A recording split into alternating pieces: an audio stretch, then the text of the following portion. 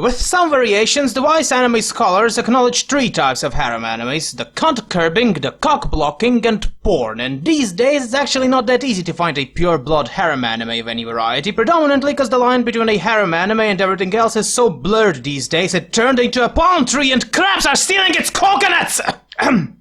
But I digress. Bokudachi wa Benkyou ga Dekinai, or Bokuben, which is a funny name because it makes me imagine a small boy named Ben, is a 12-episode harem anime developed by Studio Silver and Arvo Animation. The breed of this harem anime is pure cunt-curbing, as it has all the necessary requirements. Our main hero is an oblivious, lovable doofus whose defining characteristic is that he is painstakingly average in studies, and that's enough for the principal to hire him as a tutor for 3 girls who are the best at one particular thing while sucking hard in other things, and that other thing is what they actually want to do. Teachers usually call a scenario like that the horror, but as time goes on, he turns out to be quite good at tutoring, all while the girls slowly but surely come to terms with the fact that it's not their chosen subjects they should be sucking hard, all while our hero is slowly but surely gathers a herd of girls with varying levels of romantic interest to him. Well, okay, I'm being a bit facetious here. Besides being a doofus whose reaction to girls is borderline PTSD, he also comes from a poor family, something that guides his personality and motivations, all while the girls are distinct enough personality-wise that you're kinda invested in them, but distinct doesn't mean unique, and if you watched more than 4 anime in the last 5 or so years, their personalities start to be very predictable very fast, and when the new girls were introduced, I had a distinct feeling that by doing so, the author declared the previous girls' storylines to be explored enough, got bored, and decided to play with a new set of Barbie dolls instead, and that realization had killed any motivation I had to continue watching this anime, and so I stopped at episode 11, rose hungrily and dazzled into a brand new world, and then I realized that the biggest problem with harem model of storytelling is that the experience is ultimately anticlimactic. Allow me to grope your imagination, so to say. What is the biggest advantage of an isekai? It can be many things, but a chunk of you might say that it is similar to fantasy genre, an infinite number of possibilities, stories and worlds to explore that could all be explained through the eyes of someone who is as alien to this world as we are. But what is the biggest advantage of a purely harem story? I'd wager that there's not a lot of it that couldn't be just as well implemented in other genres just as efficiently, and that's ultimately what killed harem animes in this day and age. Pure harems don't give you that sense of satisfaction that comes from watching a protagonist overcoming a difficult challenge, or closure that a good action story can make, or a love that a well-crafted comedy is able to provide. All they can indulge you with is a set of balanced Barbie dolls for the protagonist to use. It's nice to add that into something as a spice, but on its own your interest just gradually peters out and stops. Here, I'll show you what I mean.